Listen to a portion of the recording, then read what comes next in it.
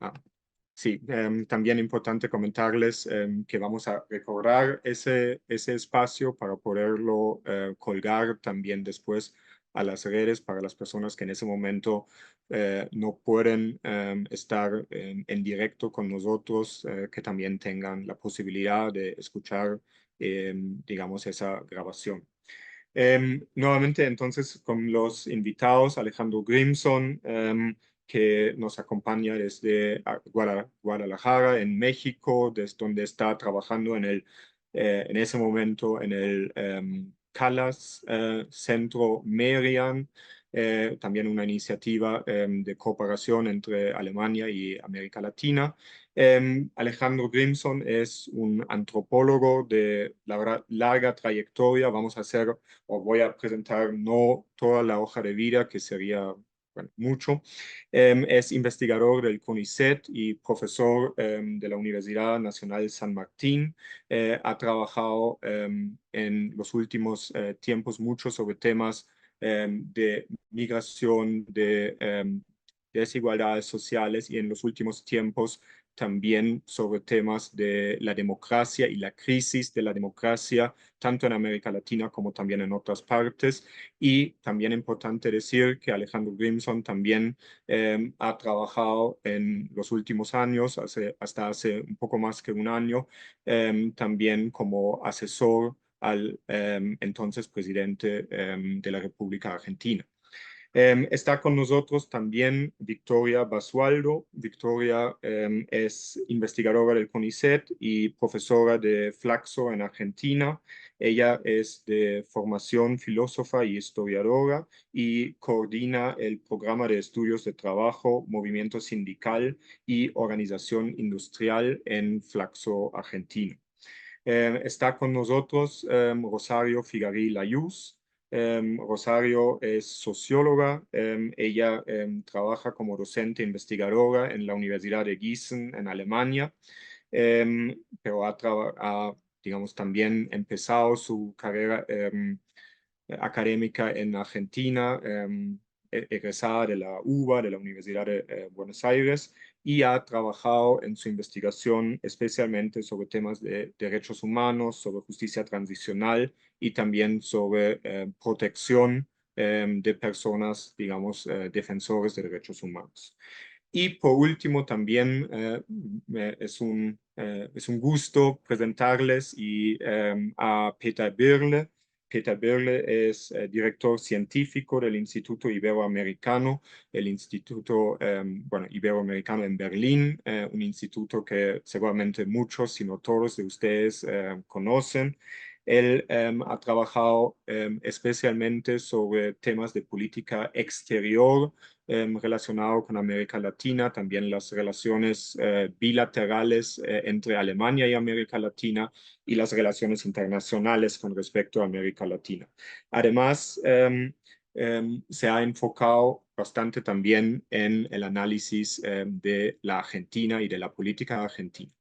Entonces, esos son nuestros invitados y sí, quisiera empezar con ese conversatorio recordándoles que también ayer hubo en Argentina una fuerte movilización de bueno, sindicatos, de movimientos sociales. Vimos eso tanto en Buenos Aires como también en otras partes del país. Sin embargo, también hay que decir que Javier Milei es el nuevo presidente que ha sido elegido a finales del año pasado en segunda vuelta, en balotaje, pero con una diferencia considerable. Y eso también creo que nos lleva a la pregunta, ¿cómo podemos entender el fenómeno Milei, una persona que tiene posiciones bastante radicales, bastante fuertes en cuanto a contra el Estado, a cuanto a una posición de la derecha, anti-Estado. Y entonces, un poco la pregunta que quisiera dirigir primero a Alejandro es cómo entendemos ese fenómeno Milei, cómo podemos entender que él haya ganado esas elecciones, además de esa forma bastante, digamos, con una diferencia, creo que un poco sorprendentemente amplia para muchas personas. Hola, gracias Stefan. Buenas tardes a todos y todas. Un gusto estar acá con ustedes, con un panel con colegas que van a hacer aportes muy importantes. Eh, yo, digamos, creo que esto que pregunta Stefan es el punto donde vale la pena arrancar porque inclusive después de una movilización tan grande como la que hubo ayer en Argentina con el paro y movilización, si uno no entendiera las causas del triunfo de Milei, no entendería cuáles son los límites que existen a esa enorme capacidad de movilización muy famosa que tiene la sociedad argentina.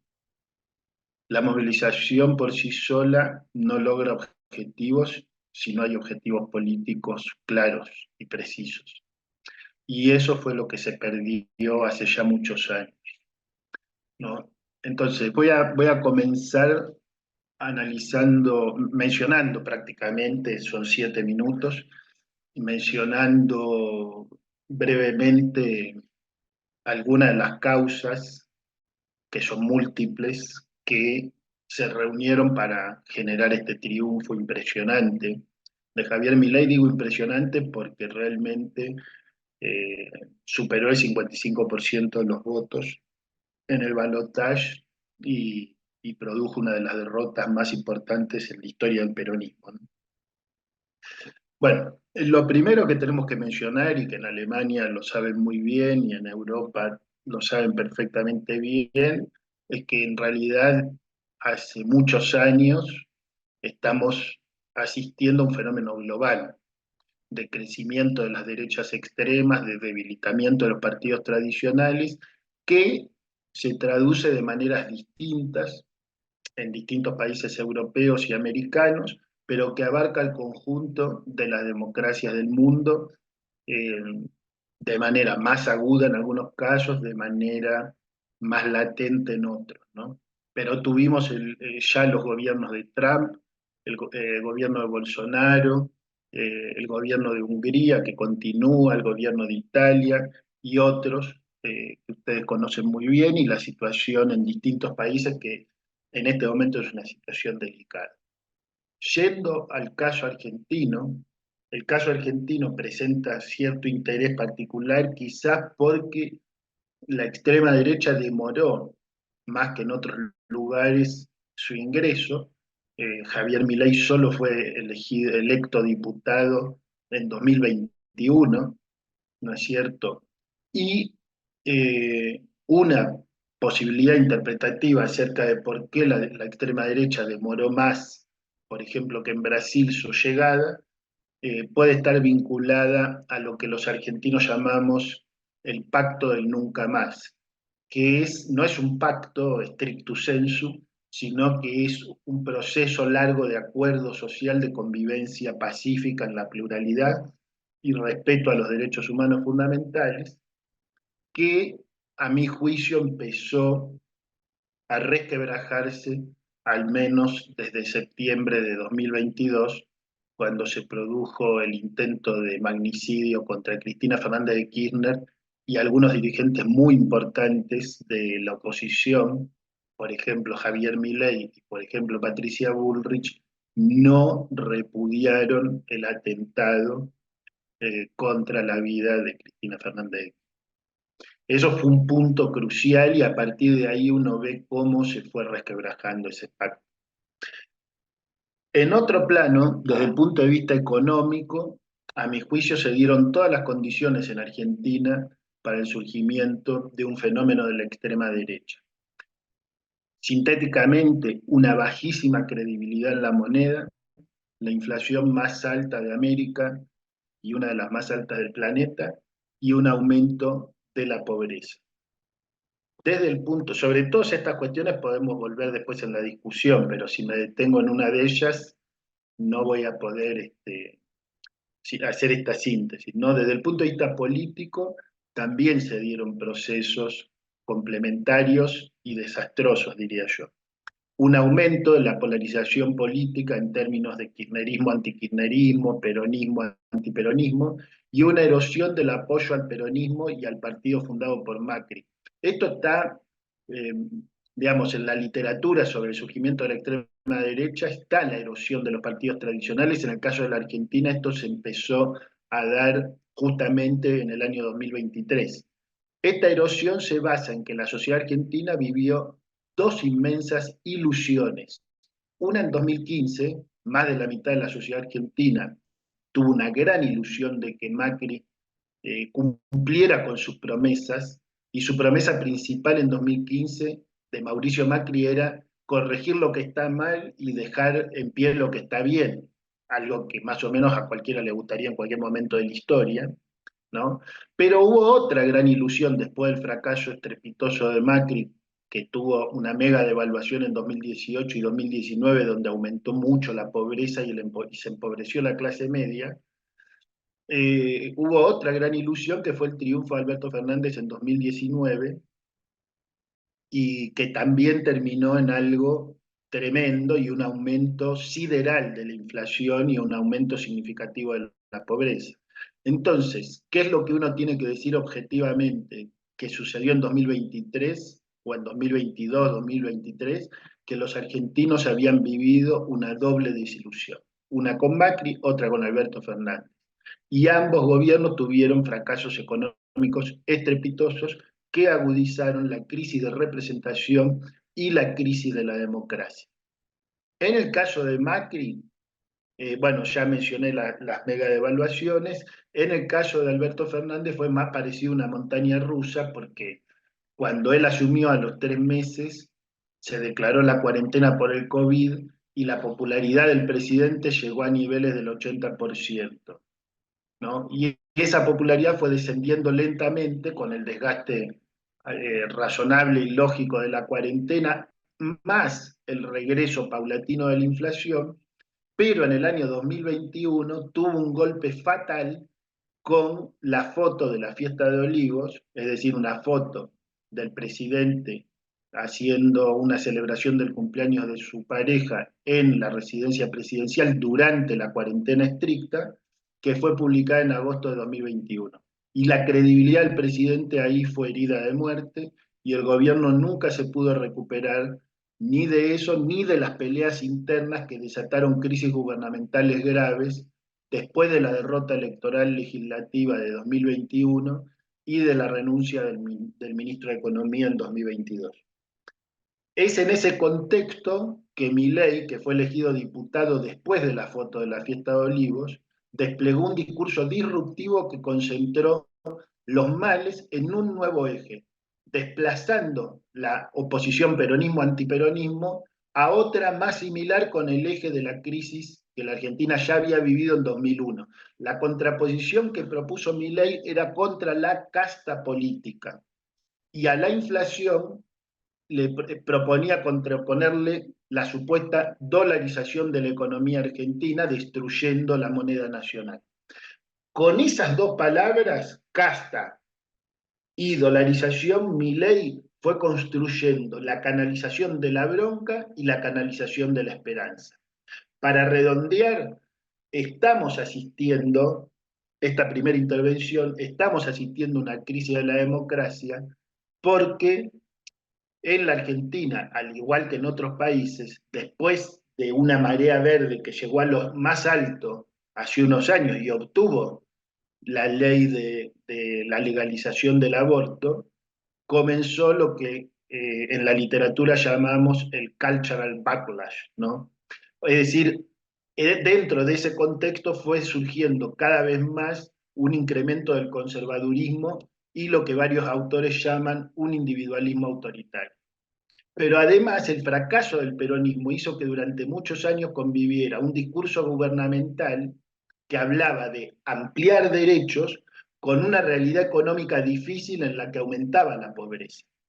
Si Milei obtuvo el 55% de los votos en el balotaje, entre los jóvenes su porcentaje fue bastante mayor al 55%. Y muchos de esos jóvenes se oponen a lo que ellos llaman los derechos que empobrecen, respondiéndole al discurso del anterior gobierno peronista. Ven al Estado como un problema que le quita autonomía.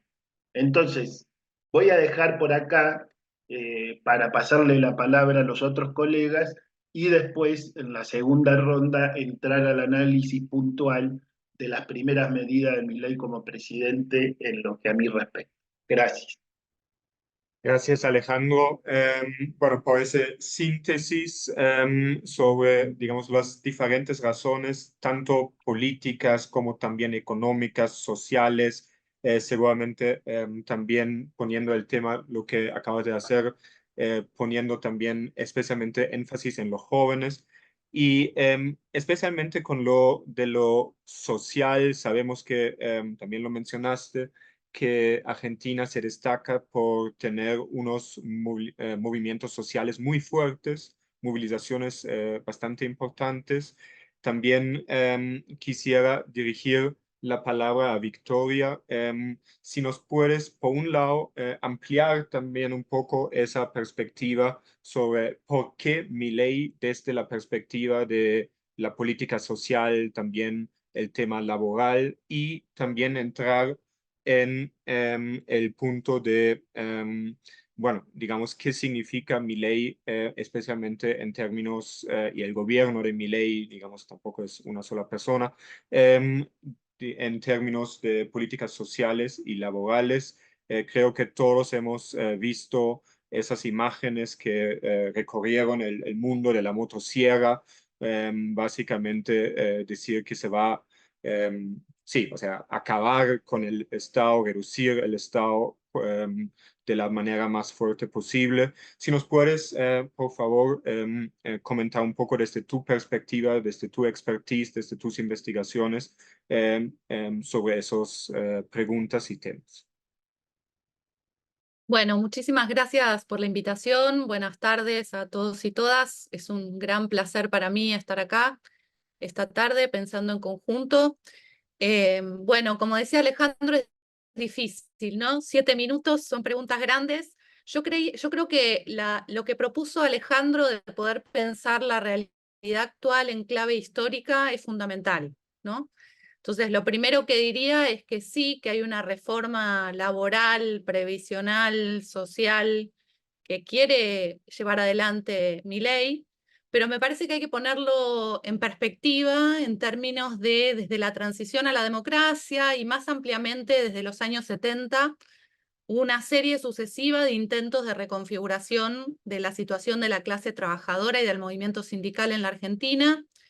Sin duda tenemos que hablar de la dictadura del 76 al 83, que fue un punto en un contexto de transformaciones del capitalismo a nivel global, en un contexto de transición del fordismo al posfordismo y de transformaciones sistémicas. Bueno, en Argentina, de la mano del terrorismo de Estado, de la mano de la instalación de centenares de centros clandestinos de detención en todo el país, se llevó adelante un proceso de reconfiguración muy fuerte del papel de la clase trabajadora, a partir, por un lado, de la represión, de la desaparición de delegados, comisiones internas, dirigentes sindicales, que fueron un blanco muy importante, pero además a partir de políticas económicas y laborales, ¿no? La dictadura, lejos de retirar el Estado, tuvo un activismo legislativo muy grande a partir de la CAL, de la Comisión de Asesoramiento Legislativo, y reconfiguró el marco normativo del país. Hubo intervenciones a los sindicatos y hubo un cambio de reglas, si ustedes quieren, que implicó además la suspensión por completo de la negociación colectiva, ¿no? Y la determinación de salarios por parte de las Fuerzas Armadas, además de la persecución de dirigentes sindicales y además de la búsqueda de reconfiguración del mapa sindical. En la transición a la democracia, muchas de estas cosas pudieron ir modificándose a lo largo del tiempo, pero es recién a fines de los 80 cuando nuevamente se tiene un marco normativo que permite restaurar algunos de estos derechos, y justamente esto se da en el contexto de una hiperinflación la hiperinflación entre el 89 y el 90, una hiperinflación que superó el 4000%, y que dio lugar a un proceso de reforma del Estado y a una nueva transformación de la normativa laboral, de las formas de organización y del movimiento sindical, llevada adelante por el entonces presidente Carlos Menem y continuada luego por el gobierno de la Alianza. Esto quiere decir que a la salida de la democracia se pudo construir este pacto democrático del cual hablaba Alejandro, este pacto del nunca más, pero hubo ciertas cuestiones que no pudieron transformarse de manera cabal, ¿no? Ni en los 80 ni en los 90, a partir de esta profundización de la reforma del Estado y de un avance muy importante sobre la negociación colectiva, que se pasó a tratar de privatizar y aislar lo más posible, de volver a una negociación colectiva en los lugares de trabajo y por empresa, castigando duramente la negociación colectiva, que es una institución central en la Argentina, que es por rama de actividad y a nivel nacional, digamos, el movimiento sindical argentino es un emblema porque es parte de un modelo sindical que tiene en la CGT, en la Confederación General del Trabajo, que convocó al paro de ayer junto con las otras centrales, las centrales de trabajadores argentinos. Bueno, tiene una gran centralización, pero además tiene una enorme presencia en los lugares de trabajo y una organización basada en la negociación por rama a nivel nacional y a una muy efectiva centralización de la disputa distributiva, ¿no? Esto nuevamente se atacó en la década de los 90 a partir de Menem y luego la continuidad de la Alianza, y el proceso de reconfiguración de las relaciones laborales que se dio entre 2003 y 2015 implicó un intento de reversión de una serie de cuestiones muy importantes, pero al mismo tiempo no tocó muchas otras, ¿no? Una serie de fenómenos que venían profundizando la fragmentación y heterogeneidad de la clase trabajadora, como por ejemplo la tercerización laboral o el outsourcing, que implicaba la separación de esta clase trabajadora en trabajadores de primera y de segunda categoría, una reducción del trabajo no registrado que había llegado a superar el 45% durante la década del 90 y que se redujo a un tercio, al 33% aproximadamente, durante la etapa de expansión de derechos laborales entre 2003 y 2015, pero este trabajo no registrado no pudo ser bajado más allá de ese tercio de los trabajadores, y hubo además una instauración de mecanismos de precarización laboral, tanto en el Estado como en el sector privado, que de algún modo quedaron sin poder ser reconfigurados de manera cabal, ¿no? Entonces, tenemos nuevos regímenes para trabajadoras domésticas, para trabajadores rurales, tenemos programas que apuntan a la solidificación del movimiento sindical, y hay ciertamente un proceso de revitalización sindical, pero hay un legado estructural del proceso de reformas previo que no puede terminar de reconfigurarse. Y esto es central para entender algunos de los procesos de los que hablaba Alejandro, me parece, ¿no? Por supuesto, esto confluye con un proceso de cambio tecnológico muy fuerte. El cambio tecnológico es un elemento central en las relaciones laborales siempre. Pero a partir de los 90 y de los años 2000 vemos un proceso de profundización de cambio tecnológico que afecta a las posibilidades de organización, en tanto afecta al lugar de trabajo. Hay una gran cantidad de trabajadores que ya no trabajan en un establecimiento laboral, sino en la calle o no tienen establecimiento laboral. Y todo aquello que se había instaurado como una dinámica central para la organización de los trabajadores empieza a moverse, ¿no? Y ahí diría que también el surgimiento del trabajo de plataformas, ya en estos últimos años, en los últimos 6, 7 años, y el crecimiento del trabajo de plataformas profundiza esta tendencia que les marcaba en el caso de la tercerización laboral, y la profundiza hasta un punto de generar trabajadores que no tienen empleadores, ¿no? Y que no son reconocidos como tales. Trabajadores a los cuales se los piensa como colaboradores o como emprendedores independientes sin reconocer su pertenencia a un establecimiento laboral. Y por supuesto, en este contexto, más allá del enorme crecimiento que había tenido la desocupación durante la década de los 90 y esto cambia en términos de mercado de trabajo a partir del 2003, sigue creciendo el sector de economía popular. No son estrictamente desocupados, pero sí es una enorme masa de trabajadores que no tiene un trabajo regular y que en muchos casos tiene un trabajo autogenerado y sostenido a partir de procesos de organización y de trabajo que dependen de sus comunidades y de ellos mismos para su desarrollo. Entonces tenemos, digamos, los sujetos que van transitando este proceso al cual refería Alejandro, hablando de las dimensiones políticas. Tenemos una clase trabajadora enormemente heterogénea, diversa, atravesada además por dimensiones de género muy fuertes, ¿no? Yo diría que en términos de la clase trabajadora, el macrismo tuvo un impacto regresivo tremendo y fue después de esta etapa de expansión y de garantía de una serie de derechos con limitaciones y sin poder revertir la etapa previa entre 2013 y 2015, el macrismo entre 2015 y 2019 introduce una serie de retrocesos y de reformas regresivas muy fuertes, que como decía Alejandro, implican una transformación muy grande en términos de empleo, una pérdida de terreno por parte de pequeñas y medianas empresas, un proceso de apertura económica, un proceso de endeudamiento extranjero que condiciona la soberanía y la política hacia adelante, un proceso de ataque al empleo estatal, que es un precedente muy importante para entender la política de Milei hoy, no es nueva. El macrismo tuvo una estigmatización y una persecución muy fuerte de los empleados estatales, a quienes se los marcó como ñoquis y a quienes se los despidió y se los persiguió. Y esto fue seguido en la etapa de Alberto Fernández por un proceso de impacto fenomenal de la pandemia, que profundizó muchas de las dimensiones de género que mencionaba muy brevemente antes, pero que creo que hay que introducir, ¿no? Que son muy importantes. Si la clase trabajadora es heterogénea, claramente hay brechas muy significativas entre hombres y mujeres, no solo en términos de salario, sino también en términos de tipos de trabajo, de duración de la jornada, de sobrecarga de tareas de reproducción social. Todo esto se agravó enormemente por la pandemia, que tuvo efectos en distintas generaciones y en fenómenos realmente muy complejos que creo que arrastramos hasta la actualidad. Y por supuesto la pandemia implicó un golpe muy fuerte a la posibilidad de movilización. Durante el macrismo, y creo que esto es importante para entender la situación de Milei, hubo un proceso de movilización sindical y de la clase trabajadora fenomenal. Hubo un proceso muy grande de activación política y eso es lo que vemos que durante la pandemia no pudo sostenerse, no pudo profundizarse, y eso es lo que se está recuperando a partir de procesos como los de ayer, ¿no?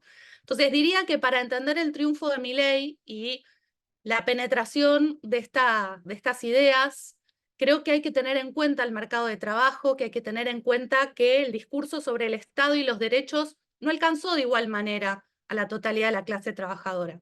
Hay un sector de la clase trabajadora a la cual cuando se le habla de derechos no tienen a mano a qué derechos se están refiriendo porque no los tienen, ¿no? No tienen derechos laborales cabales, no tienen derecho a la vivienda, el Estado no tiene una presencia fuerte en sus propias localidades.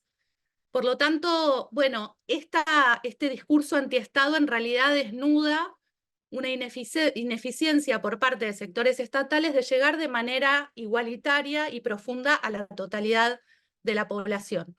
Y creo que desnuda también el eje laboral, y acá termino porque ya sé que me estoy pasando en los minutos, mil perdones, ya cierro. Creo que también desnuda otros protagonistas, que es el poder económico y los sectores empresariales. Estos procesos de reforma de los que estoy hablando de la dictadura en adelante no tuvieron solo actores estatales y políticos, tuvieron detrás fuertes sectores económicos que son los que hoy vemos enormemente beneficiados por las medidas que en algunos casos pudo imponer y en otros casos está queriendo imponer Milei. Diría entonces que es muy importante poder pensar la situación actual también desde una perspectiva de clase, que permita ver por un lado a los empleadores y al poder económico y por otro lado a los sectores trabajadores y al movimiento sindical. Me disculpo y termino aquí. No, o sea, muchas gracias, Victoria, también por ese análisis con perspectiva histórica sobre las desigualdades sociales, sobre, digamos, la precarización laboral y también haciendo énfasis, creo que un punto importante también cómo eso afecta a diferentes grupos, incluyendo también la perspectiva de género. Quería también retomar eso y lo que dijo Alejandro al inicio, que, bueno, me llama la atención eso de ese lema de muchos jóvenes, de lo cual hablaste, de derechos que empobrecen. Entonces también con eso quisiera dirigirme a Rosario. Sabemos que especialmente el movimiento de derechos humanos en Argentina es muy fuerte y al mismo tiempo de repente viene de una generación más joven ese punto cuando los derechos parece que ya no es visto como algo necesariamente positivo. Sabemos que siempre había también sectores que no estaban de acuerdo con el movimiento de derechos humanos, por supuesto. Y además, pero algo que creo que también llamó mucho la atención, la figura de la vicepresidenta y sus comentarios también con respecto al, bueno, al tema de los derechos humanos, a la dictadura cívico-militar. Entonces, ¿cómo podemos entender eso que quizá allí está vinculado con lo que también ya escuchamos por parte de Alejandro, de ese pacto del nunca más, que parece que es más débil que hemos pensado? Rosario, por favor. Y el micrófono, Rosario.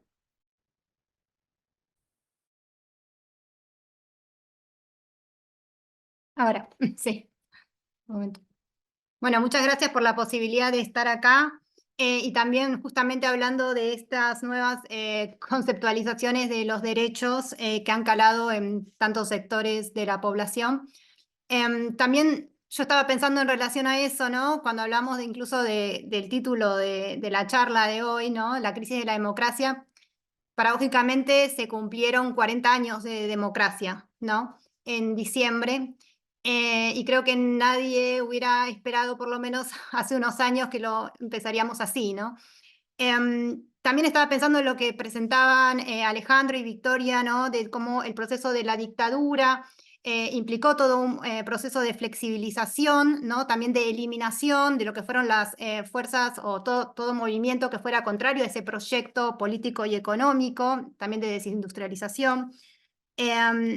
Pero que justamente también en esos marcos se crearon todos estos movimientos de lucha, de reivindicación de derechos, que ya desde la dictadura y después, ¿no?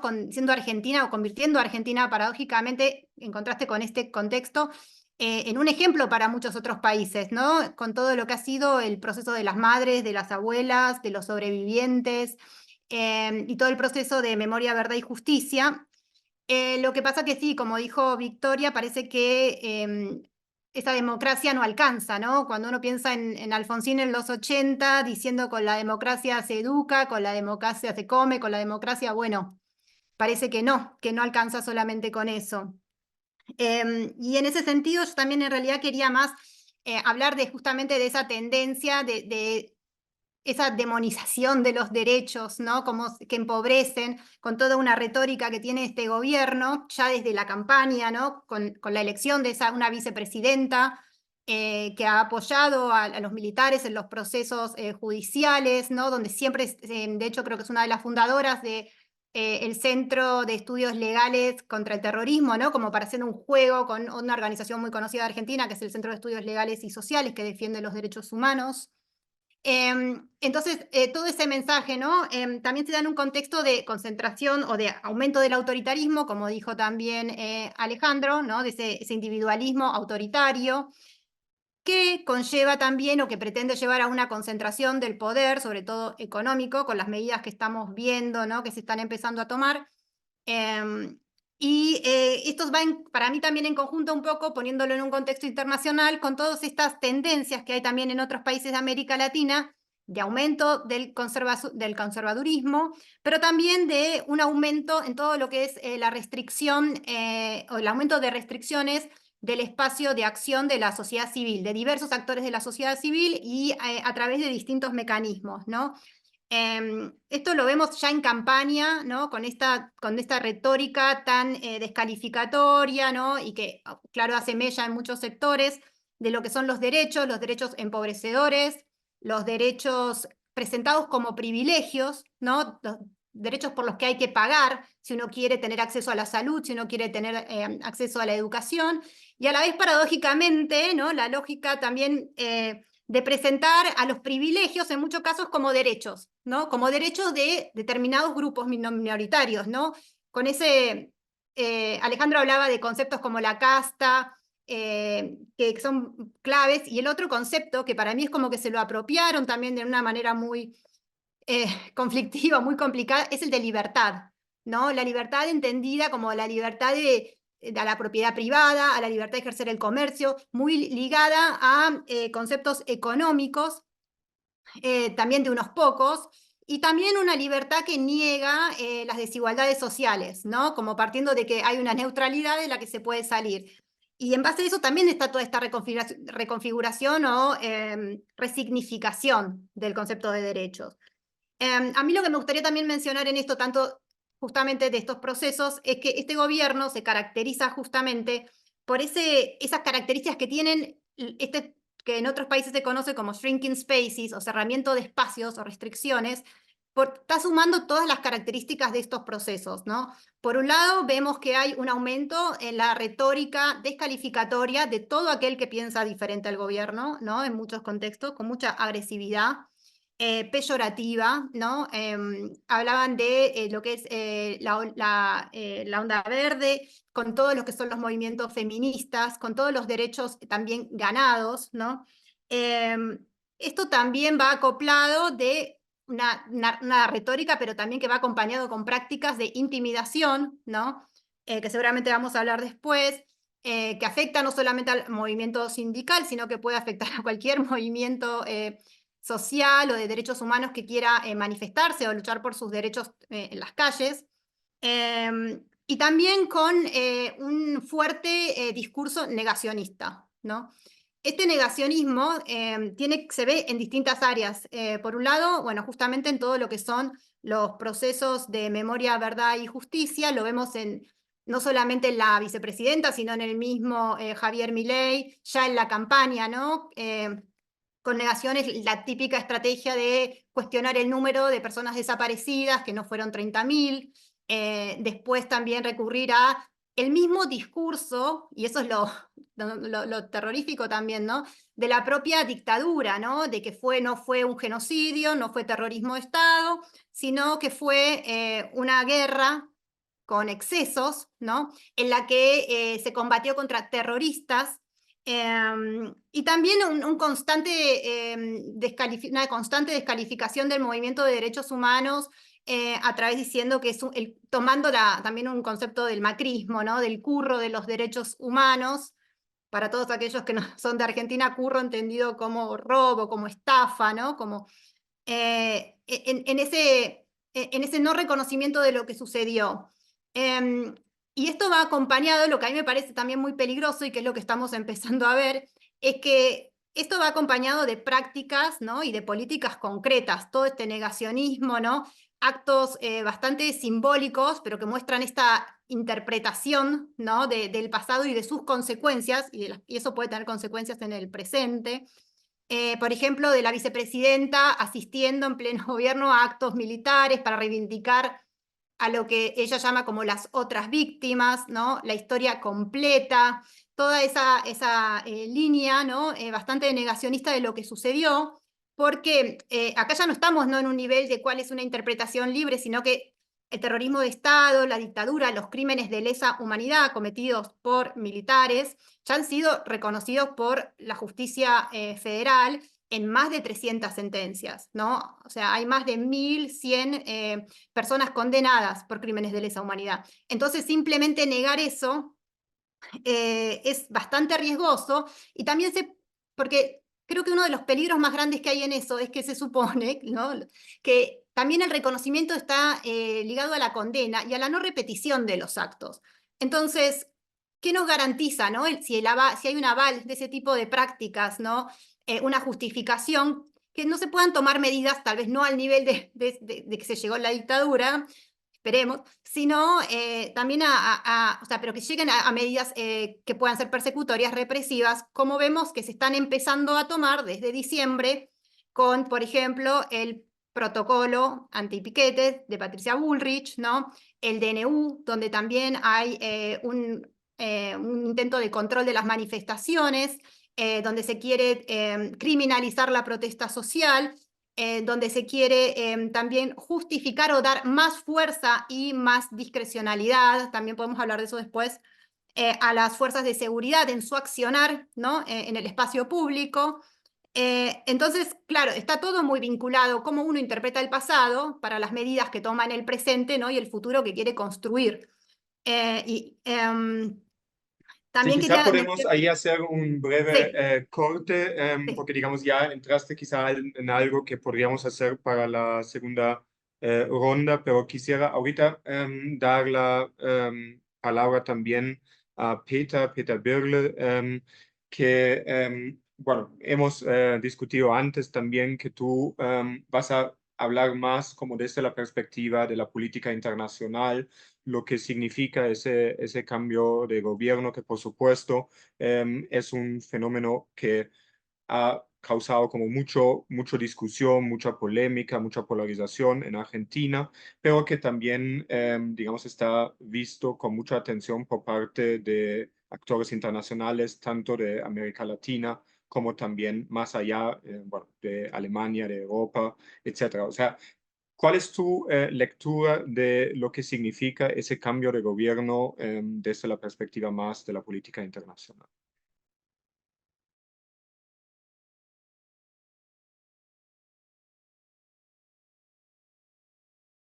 El micrófono.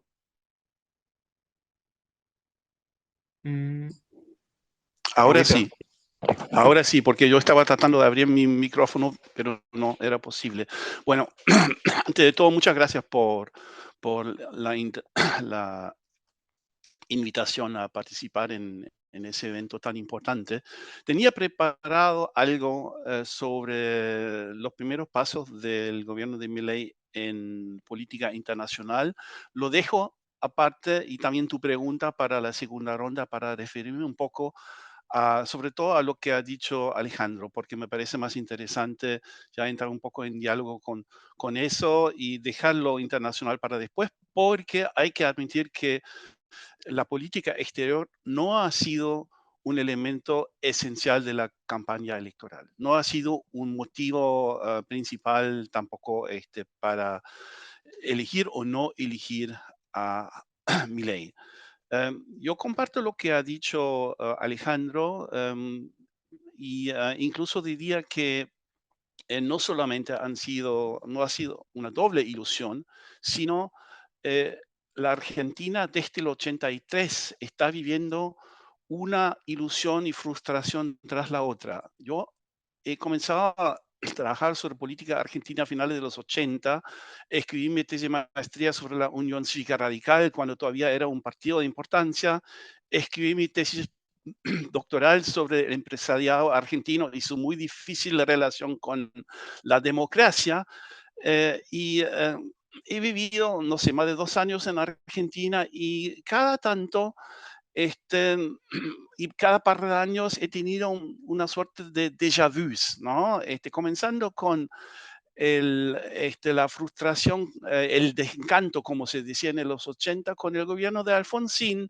Después, después de los dos hiper, el gobierno de Menem, que comienza con la promesa de la revolución productiva y se transforma en un gobierno totalmente neoliberal. Después, algo que hoy casi ya está olvidado, el gobierno de la alianza, para mí una de las más grandes frustraciones de las últimas décadas, un gobierno de centro izquierda que comienza con muchas esperanzas y termina, bueno, en un desastre de un presidente de la Rúa y termina en el 2001.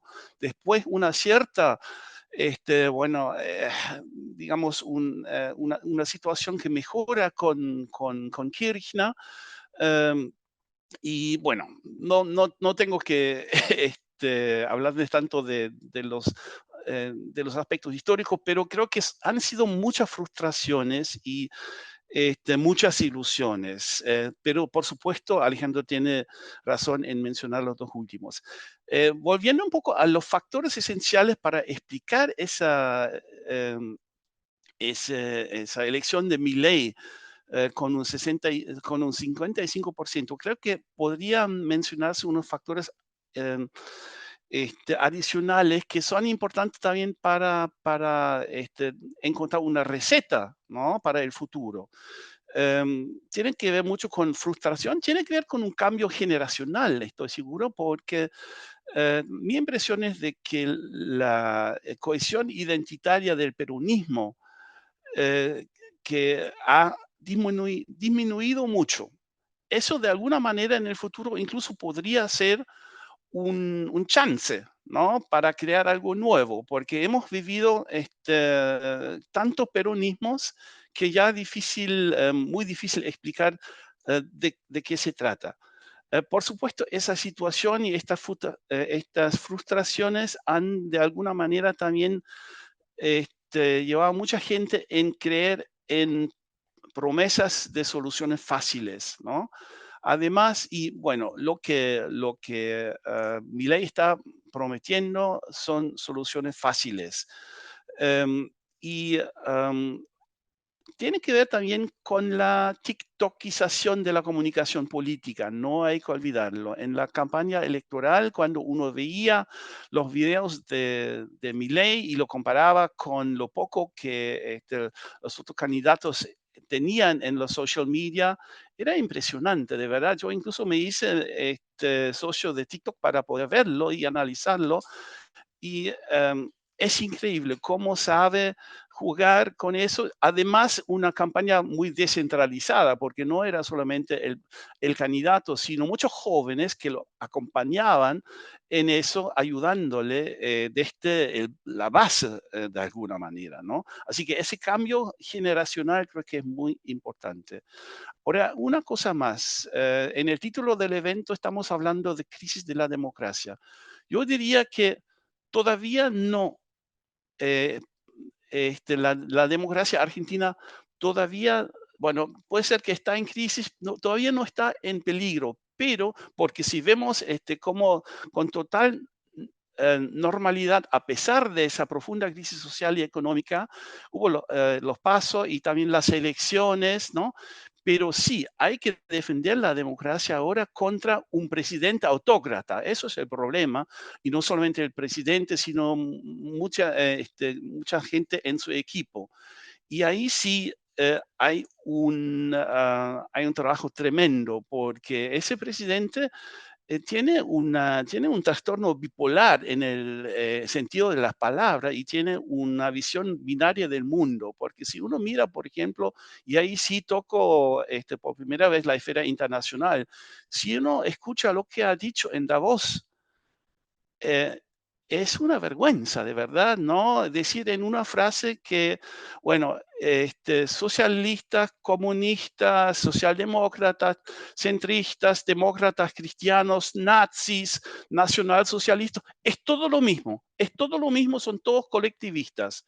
Eso es una vergüenza, pero la vergüenza mayor es que la gente en corbata le aplauda y la gente en corbata no le dice, ahora pasaste un punto que no hay que pasar, ¿no? No, lo aplaudan. Yo creo que ese es uno de los grandes desafíos para los que no están con mi ley, defender la democracia contra ese tipo de actitudes y, bueno, lo que ya se ha dicho también, otros ataques que se pueden ver.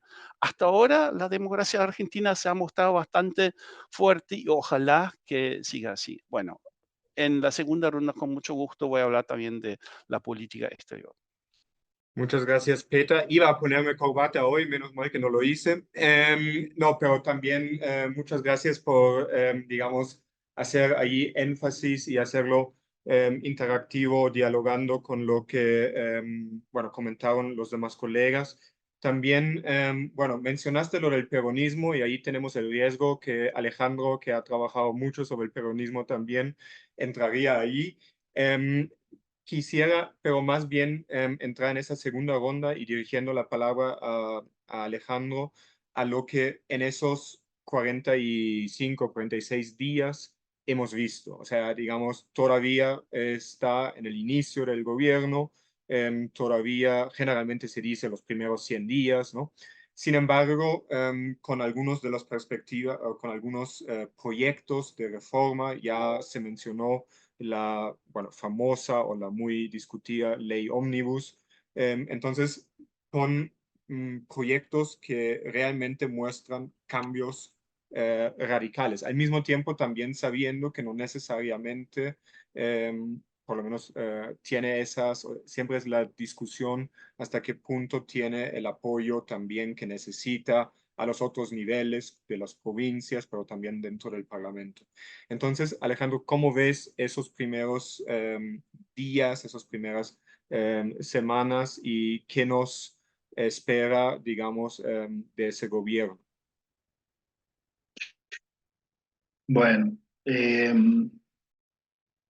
básicamente del 10 de diciembre hasta acá, si uno tuviera que sintetizar, el presidente de la Nación hizo dos cosas.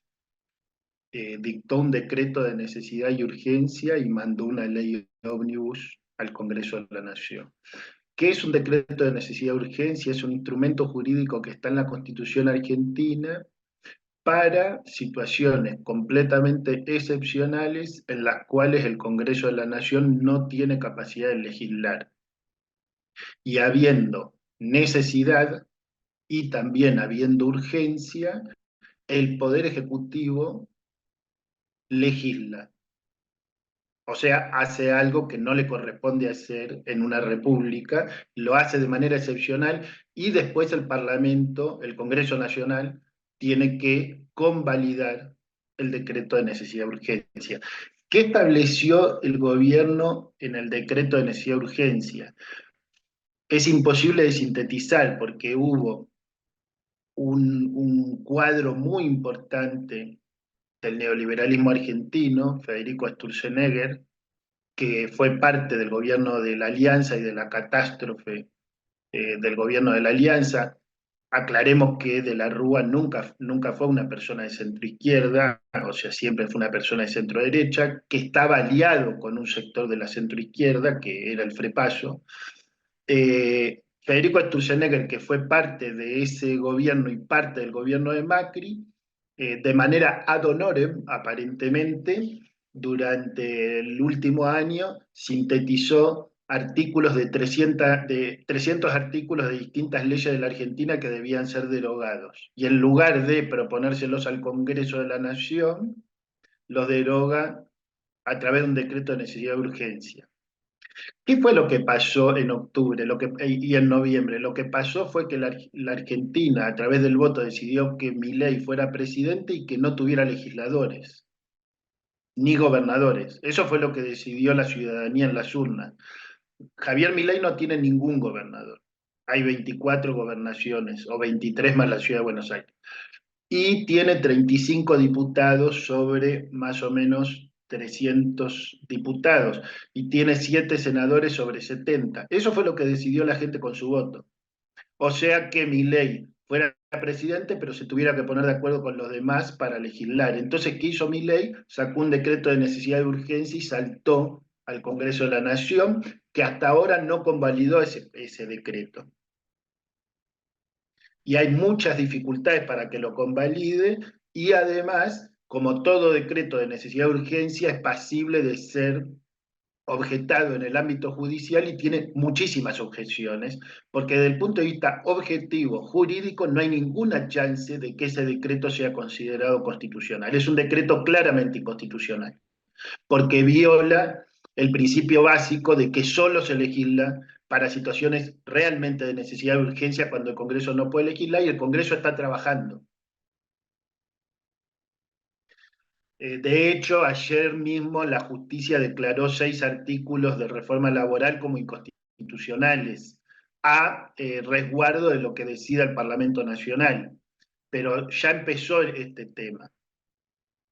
Al mismo tiempo mandó una ley ómnibus, se llama ómnibus porque en vez de tener un asiento y tratar un tema, por ejemplo, el tema laboral, trata 1000 temas. Y la ley trata 1000 temas. Temas de economías regionales, de impuestos, de un tipo y del otro, temas sobre los clubes de fútbol, si se pueden convertir en sociedades anónimas. ¿Por qué? Porque ellos dicen que tienen plata árabe. La plata árabe en Argentina es un mito que se repite en todos los gobiernos, incluso en gobiernos peronistas, no peronistas, antiperonistas, lo que sea, siempre va a haber plata árabe que va a salvar a la Argentina. Bueno, ahora también hay plata árabe que va a salvar a la Argentina a través del fútbol, y entonces mandan 4000 cosas distintas en un proyecto de ley, eh, incluyendo modificaciones a leyes civiles, leyes al Código Penal, a cosas increíbles que no quieren ser sometidas al debate profundo porque fueron llamadas sesiones extraordinarias del Congreso Nacional para tratar el proyecto de ley. Y no se sabe lo que va a pasar con el proyecto de ley. Yo estoy totalmente de acuerdo con lo que dijo Peter.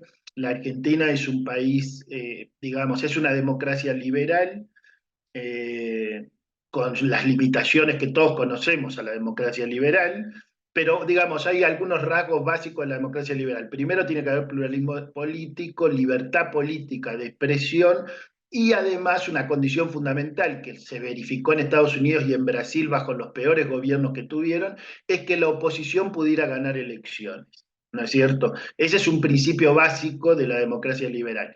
Bueno, estas medidas de Milei amenazan la democracia liberal y probablemente quedemos dentro de un proceso que yo llamaría de democracia de frontera o de situación de amenaza, porque en vez de buscar blancos y negros, también vamos a tener que aprender a leer grises, porque si no, ¿cómo llamamos a los 4 años de Trump, donde finalmente pudo ser derrotado Trump? ¿Cómo llamamos a los 4 años de Bolsonaro, donde Bolsonaro pudo ser derrotado? O sea, tenemos que inventar algo nuevo para procesos nuevos que estamos viviendo hoy, que es pensar en situaciones de frontera, situaciones límites, donde no se termina de morir una democracia, porque si no, no podrían ser derrotados los oficialismos.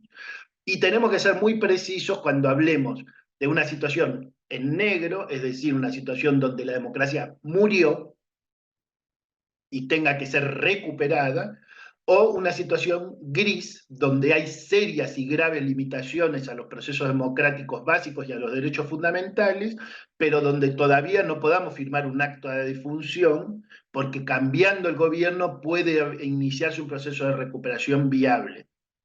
Podemos discutir el caso de Polonia, donde hay intentos de recuperación que encuentran grandes dificultades porque el daño ha sido tan grande que hay que ver si se puede recuperar a través de qué tipo de proceso. Pero quiero hablar de esto porque justamente creo que es muy probable que más temprano o más tarde la Argentina entre en una situación de este tipo. Ahora, me parece que por lo menos para quienes no son argentinos es importante volver sobre algo que decía Peter. Milei, a mi juicio, y esta es una caracterización estrictamente política, Milei para mí es una persona eminentemente teórica. Quiero decir, ha leído mucho y él cree que hay libros, por ejemplo, de Hayek, por dar un ejemplo de la escuela austríaca, que dicen la verdad. Este es un punto relevante a mi juicio, porque digamos, por ejemplo, para los científicos sociales no sería la forma de evaluar un libro. Yo no leo un libro de Victoria Basualdo y digo, dice la verdad. Digamos, es otra la forma en la que analizo un libro de Victoria Basualdo. Ahora, si yo leo un libro en términos de verdad, mi vínculo con ese libro desde un punto de vista sociológico es cuasi religioso. Y hay una dimensión de la convicción que está en el presidente, donde él cree que si él aplica esos instrumentos, las cosas van a mejorar en su concepción de qué significa mejorar, que obviamente tiene que ver con todo el racismo neoliberal. Ahora, después viene la realidad es inviable con algunos de los instrumentos teóricos, entonces no sabemos cómo va, qué tipo de dinámica personal y política va a tener las distintas confrontaciones con la realidad que ya está teniendo el presidente de la nación. Y eso puede exacerbar o no pero puede exacerbar sus rasgos autoritarios que están claramente presentes, como también lo explicó muy bien Rosario, y como son evidentes en estas dos medidas principales que ha tomado hasta aquí. Entonces, estamos en una situación compleja donde el peronismo tiene claramente un rol de oposición junto con otras fuerzas que no son peronistas, pero la principal fuerza de la oposición es un panperonismo donde entra de todo, hay mucha diversidad peronista ahí adentro. Ahora, lo que no tiene el peronismo, y no lo tiene hace muchos años, es un plan económico antiinflacionario propio. O sea, ¿cuál es la limitación de la enorme movilización que hubo ayer? Que no hay un programa político económico, no hay, ni bueno ni malo. O sea, acá nos podríamos sentar y decir, no, no nos gusta, es muy bueno, es muy sólido. No, no hay, no existe. Y no existió el año pasado, no existió el anterior, que estaba gobernando el peronismo. Por eso está gobernando Milei. Porque Milei dijo, sí, yo sí tengo un plan antiinflacionario. En un país con la inflación que tiene Argentina, no hay un plan de gobierno que no sea un plan antiinflacionario. Es como un país que está perdiendo una guerra. No hay un plan de gobierno que no sea detener la sangría. Bueno, eso es lo que solo Milei dice que tiene eso. Nosotros ya sabemos cómo es eso. Es el plan neoliberal más clásico de los 4 grandes ajustes neoliberales que se aplicaron sobre Argentina: la dictadura, Menem, Macri y ahora Milei. El más clásico de todos, el más brutal, es el que se está aplicando en este momento. Y obviamente que no va a cerrar sin fuerte represión. Pero el otro punto que hay que mirar es que del otro lado, hasta ahora, y la Argentina no es la excepción, sino que es algo también para preguntarse como fenómeno global, cómo crece la extrema derecha cuando las fuerzas progresistas, democráticas o populares, según los casos, no tienen una real alternativa de propuesta político-económica para gobernar y para mejorar la vida de los ciudadanos y ciudadanas. Muchas gracias, Alejandro. Creo que con ese último casi es un proyecto de, o sea, de más largo aliento, de reflexión que tenemos que hacer, digamos, que va mucho más allá de la Argentina. Yo quisiera retomar ahorita algunos puntos que mencionaste y también cambiando un poco el orden de las intervenciones. Cuando hablaste de las democracias, que, o sea, hay que mirar a los grises, democracias de fronteras, creo que lo llamaste. Entonces, eso creo que dialoga con lo que Rosario comentaba de los shrinking spaces. Y cuando te interrumpí, perdón, Rosario, también estabas hablando sobre las posibilidades de ver represión contra, o digamos, que hay menos posibilidades para, por ejemplo, los movimientos sociales, el tema de la represión tanto de la policía. Entonces, quería o quisiera invitarte que sí, nos hables un poco más sobre lo que ves y ya, digamos, con esas restricciones a derechos democráticos y un poco tu percepción de hacia dónde puede ir el gobierno de Milei en ese sentido. Bueno, muchas gracias. Bueno, justamente lo que estaba mencionando antes y un poco también retomando esa idea de estas tendencias autoritarias, ¿no?, que se quieren reforzar y que también venían de otros espacios políticos, ¿no?, como de Cambiemos, ¿no?, especialmente en la mirada de la ahora ministra de Seguridad, Patricia Bullrich. Vemos cómo las políticas que empezaron a asumir y que además son como muy abruptas, ¿no?, muy voraces, muy aceleradas, apuntan justamente a esta limitación de espacios, a también la restricción de derechos básicos de libertad de expresión, libertad de reunión, libertad de organización, que se ven, bueno, tanto en el protocolo que hizo Patricia Bullrich como también el DNU, ¿no?, donde, por ejemplo, se solicita a la gente que tiene que pedir autorización para las manifestaciones, tienen que solamente circular por las veredas, ¿no?, lo cual no es muy realista para las marchas, ¿no?, para toda la tradición de protesta social que hay en Argentina. También con una cosa inédita que, bueno, yo no conocía de antes, que es que luego de las manifestaciones, por ejemplo, de la que hubo en Argentina el 27 de diciembre, ¿no? Que fue una manifestación en tribunales, en la Plaza de Tribunales, lo que se hizo fue mandarle, por ejemplo, el costo del operativo policial que el mismo gobierno decidió a las organizaciones sindicales que habían participado del evento, ¿no? O sea, se les mandó una factura por toda la movilización de las fuerzas de seguridad, lo que es realmente inédito. Y eso está siendo reforzado, todo ese tipo de políticas de control, de reducción, con esta ley ómnibus, que justamente, como dijo Alejandro, propone reformas muy graves del Código Penal, sobre todo en todo lo que consideran materia de seguridad. Por ejemplo, como bueno, la penalización, ¿no? Aumentando penas incluso de cárcel, no escarcelable, para quienes organicen, para quienes inciten a manifestaciones, para quien corten las calles. Y hay que pensar que Argentina tiene una larga tradición en todo lo que son diversas formas, ¿no? de protesta social, como es el piquete, los cortes de ruta, las sentadas estudiantiles, ¿no? Las marchas, ¿no? Y todas esas acciones que han sido como el caballito de batalla para lograr tantos derechos, ¿no? Estar en la calle, es lo que ahora, es como que va combinada la metodología. Por un lado, ¿no es cierto?, se va con políticas de exclusión, de más empobrecimiento, con una inflación galopante, y a la vez quien resiste eso, ¿no? va a ser reprimido. Esto también es muy complicado con otras reformas que apuntan a, por ejemplo, ampliar el parámetro o los aspectos que justifican lo que se llama la legítima defensa de la policía, ¿no?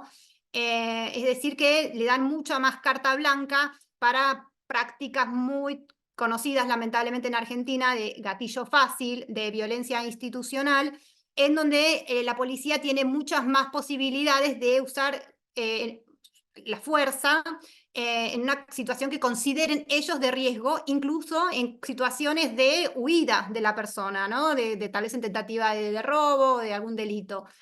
Y también, en ese sentido, por ejemplo, se impide que los familiares, en caso de que en esas situaciones o acciones haya podido alguien fallecer, que las personas, los familiares o quien quiera hacerlo pueda denunciar a la policía, ¿no? O sea, evitando también el derecho a la justicia y a investigaciones, dando lugar, ¿no? Y casi una discrecionalidad enorme a las fuerzas de seguridad, a ejecuciones extrajudiciales, ¿no? A abusos, y sin contar también que uno de los aspectos que quieren modificar es el de obediencia debida, es decir, que cuando están cumpliendo su deber no son punibles de lo que hacen, ¿no? Lo que es gravísimo. También considerando, por ejemplo, el caso de los crímenes de lesa humanidad, donde muchas personas antes eran exculpadas o no perseguidas penalmente bajo ese argumento de que solo seguían órdenes, ¿no? Es muy riesgoso. Y también finalmente me querría hablar de otro sector, ¿no? Que es todo el tema de género y diversidad, que me parece que está siendo, y de la cultura, muy acallado, ¿no? A través de esta ley ómnibus que quieren instalar, a través de la desfinanciación. Es decir, no es solo la represión, sino también la desfinanciación de instituciones claves, ¿no? Que implican una pluralidad de voces, de críticas. Por ejemplo, bueno, se eliminó el Ministerio de la Mujer, de Género y Diversidad, que tenía muchos programas de prevención y de eliminación de la violencia contra las mujeres, también políticas de diversidad. Con esta ley ómnibus se quiere eliminar también el instituto, el INADI, que es el Instituto Nacional contra la Discriminación, la Xenofobia y el Racismo. Se quieren eliminar leyes como la ley Micaela, que fue un logro también del ministerio, pero también de los movimientos feministas, ¿no? De hacer que cada funcionario estatal tenga una capacitación en temas de violencia y desigualdad de género. Eso también se quiere modificar. Entonces, además de un montón de instituciones culturales, ¿no? Como el Inca también se quiere restringir, todo lo que sean voces alternativas, disidentes, van a ser acalladas de una u otra manera, ¿no? Entonces, o es por lo menos lo que se está intentando hacer. Y eso es muy preocupante, ¿no? Y bueno, creo que movilizaciones como las de ayer, yo creo que dan un poco de esperanza y de pensar, bueno, hay que organizarse y empezar a actuar en temas que tal vez uno ya creía saldados, ¿no? También pensando en lo que decía Peter la semana pasada, incluso en Davos, ¿no? esa expresión de Milei hablando de la sangrienta agenda del aborto, ¿no? Tratando de decir como lo que se viene, ¿no? Y que él también venía anunciando en contra de los derechos reproductivos. Es decir, tiene una agenda muy conservadora que quiere también atacar muchos derechos ganados, resultados de años de lucha, ¿no? Entonces, sí, la pregunta también es cómo organizarse y cómo en este juego democrático, si uno lo quiere decir, se puede también evitar todo ese tipo de accionar. Muchas gracias, Rosario. Y también mencionaste, bueno, aparte de otras cosas, esos voces disidentes que se desfinancia. Creo que uno de los puntos adicionales, por lo menos lo que yo vi, a lo mejor muy sesgado, ayer fue también que muchos del sector educativo, académico, estuvieron en las manifestaciones. Y con eso quisiera también hacer el puente hacia Victoria, preguntándote que, bueno, trabajas mucho desde el tema laboral, pero también desde políticas sociales. Bueno, ya vemos, ya sabemos que un gran punto es reducir, digamos, todo lo que es el peso del Estado, pero ¿hasta qué punto ves, o sea, dónde hay como más, dónde lo tiene más fácil, dónde lo ves también más resistencias? Y quizás si quieres también dialogar con lo que dijo Alejandro, bueno, pero quizá también faltan ciertas recetas, ¿no? Digamos, por ejemplo, ahorita estaba también en el chat, bueno, pero tenemos que ver, hay 55, 56% que ha votado por Milei. Entonces, por algo que ya hemos discutido, o sea, eso también tenía un fondo. Entonces, ¿cuáles podrían ser como otras propuestas que viene allí también de los movimientos? Sí, bueno, muchas gracias, muchas cosas para pensar y para decir. En términos de lo que había dicho antes, voy a empezar, digamos, por lo anterior que venía diciendo, las distintas oleadas o etapas de reforma laboral. Creo que es importante mirar este impacto del gobierno de Milei sobre los trabajadores, trabajadoras y movimiento sindical desde ese punto, ¿no? Históricamente vienen acumulándose una serie de intentos de reforma laboral neoliberal y muchos de los funcionarios actuales de Milei fueron parte de esos gobiernos neoliberales previos. Sturzenegger fue un personaje clave central en el proceso de endeudamiento y de manejo de política económica durante el macrismo. Domingo Cavallo, la figura estrella del proceso de reforma del Estado, es asesor de Milei y hay una reivindicación muy fuerte de la etapa de Menem.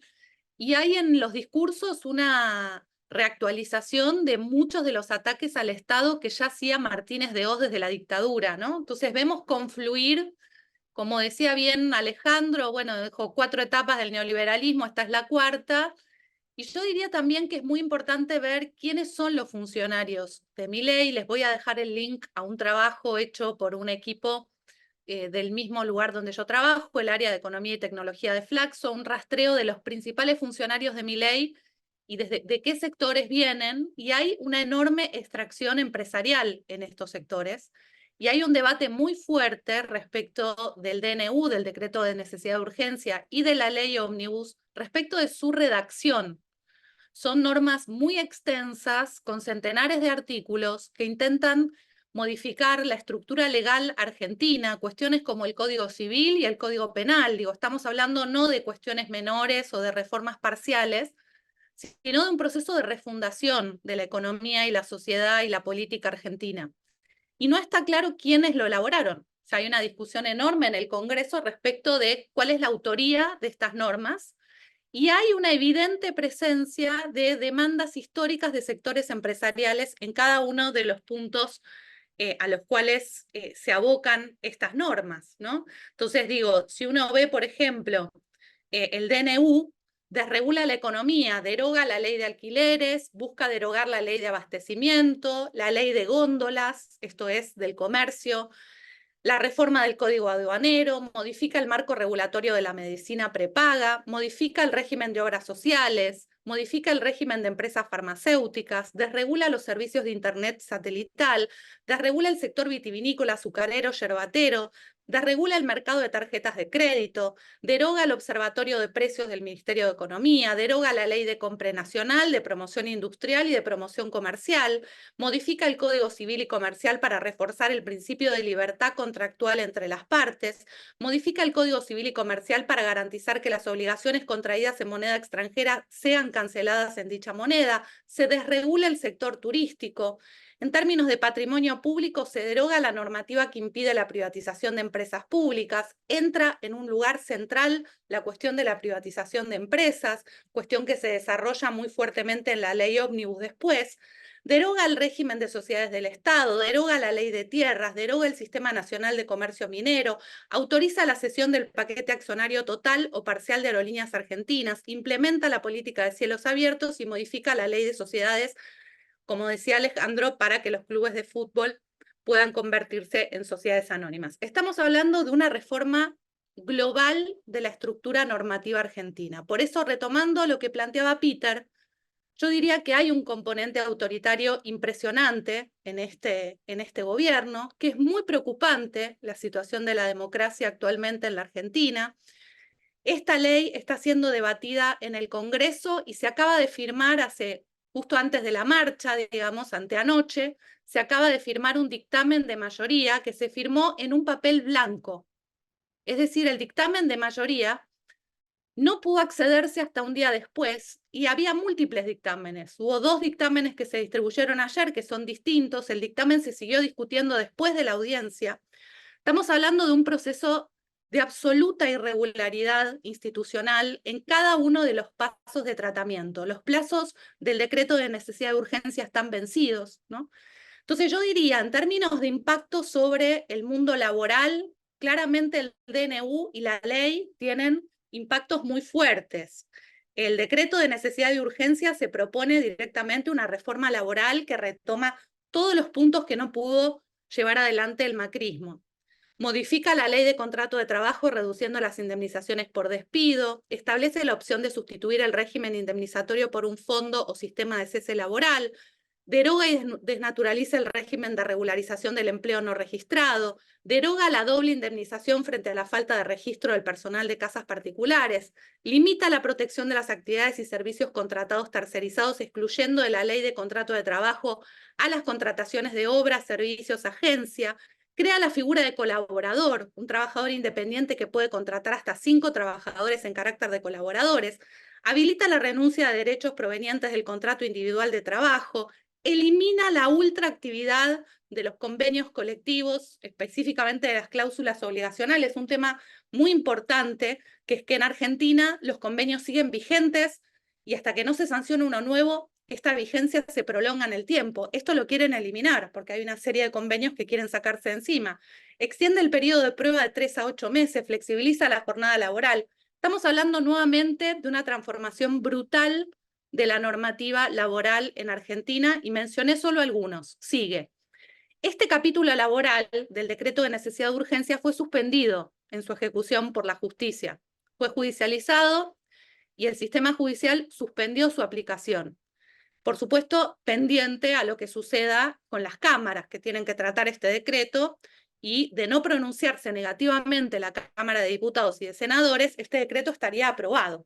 Pero está proponiendo directamente una reforma casi constitucional por decreto y con el poder concentrado en el Poder Ejecutivo. Entonces diría, en términos de los trabajadores, uno ve que en estas 2 normativas, digo, acabo de nombrar todo el impacto del DNU, la ley incluye muchos otros aspectos. Rosario mencionó muchísimos, porque la declaración de algunas actividades como estratégicas y de importancia extraordinaria le suspende una cantidad de derechos, por ejemplo, a los docentes, pero además ataca de lleno a la estabilidad del empleo público en la ley ómnibus. Y además, en la ley ómnibus se agregó hace muy poquito, hace 2 o 3 días, en la revisión, una prohibición de actividad política por parte de los empleados públicos, ¿no?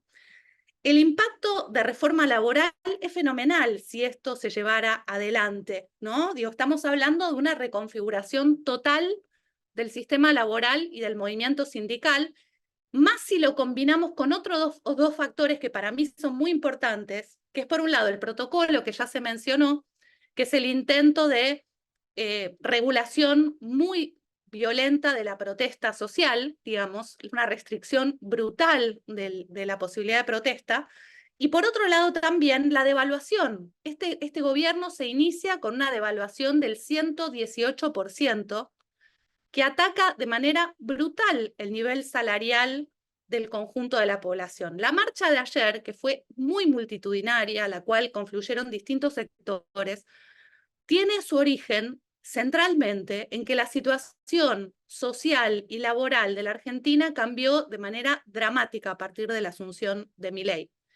La inflación en diciembre fue del 25,5%, lo cual fue celebrado como un éxito por parte del gobierno, pero en realidad es una situación dramática sobre la situación muy penosa que describíamos antes. Había enormes problemas en el mercado de trabajo, en los porcentajes de pobreza y en la situación social. 25,5% de inflación, más del 50% de inflación mayorista, y todavía faltan los impactos de todo esto en servicios públicos, los servicios luz, luz, gas, etcétera, van a tener aumentos dramáticos. El transporte, que está aumentando exponencialmente.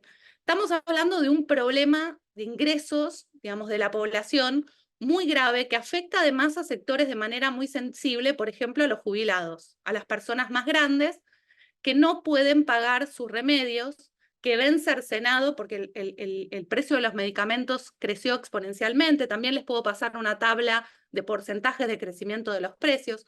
Por lo tanto, estamos hablando de un intento de refundación de las relaciones laborales y del papel del movimiento sindical en la Argentina, y eso es lo que creo que explica la movilización de ayer, ¿no? Esto tiene una clave de género muy importante. Muchos de los testimonios que se escucharon ayer en la televisión son de mujeres, muchas de ellas mujeres, madres solteras, madres a cargo de los chicos.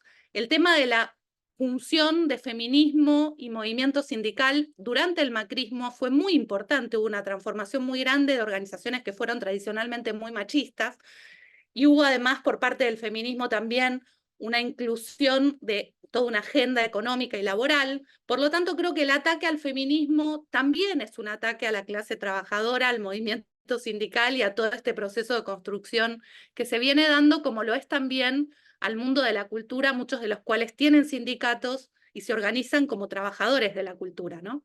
Yo dejo aquí nomás porque me voy a pasar Sí, demasiado. o sea, digamos, vemos, creo que con todo eso y nuevamente realmente el impacto tan grande de esa ley y de los diferentes puntos que mencionaste.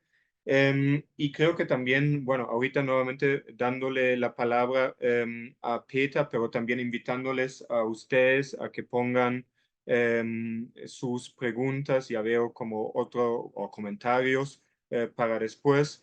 Bueno, Peter, también había como varios puntos que, digamos, la discusión sobre la crisis o sobre lo que pasa con la democracia, si quieres también reaccionar a eso, y por supuesto también la invitación de hablar sobre lo de la política internacional, si bien es cierto que eso no ha sido como el clave, digamos, de lo que planteó Milei en su campaña.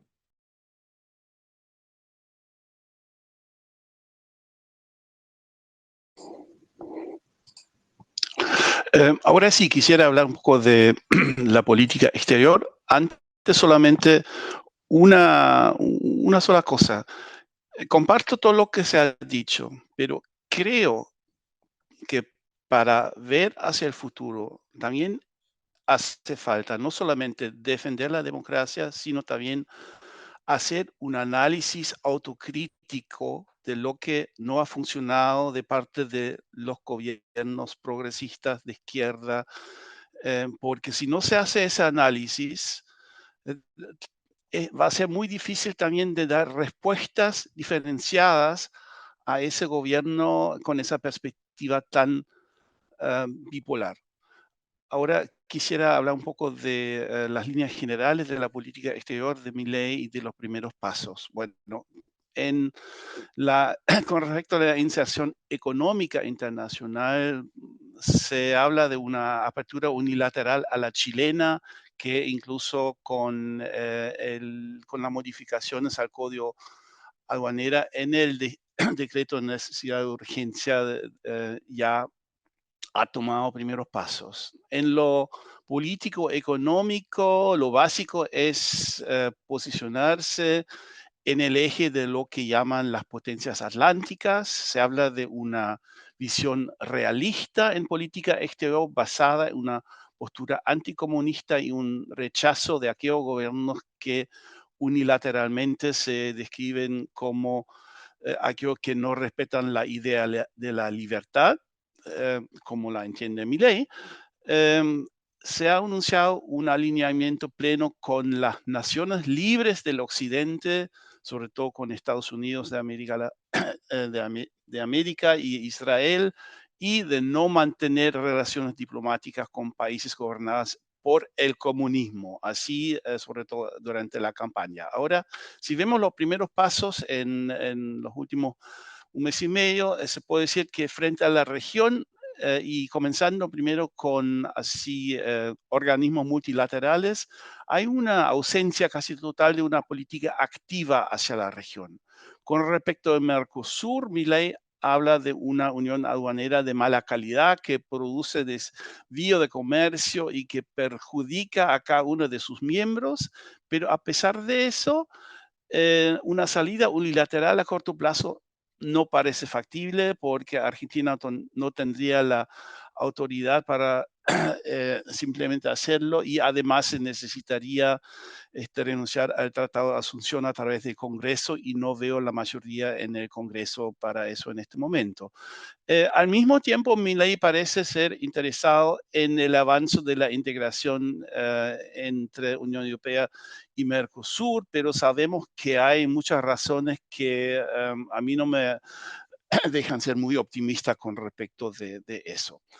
Otro punto con respecto del multilateralismo regional toca la UNASUR y ahí el gobierno está evaluando retirar a Argentina de la UNASUR, desgraciadamente, que justo el año pasado ha sido reactivado por el gobierno de Lula y ahora en diciembre se han dado los pasos concretos también para hacerlo.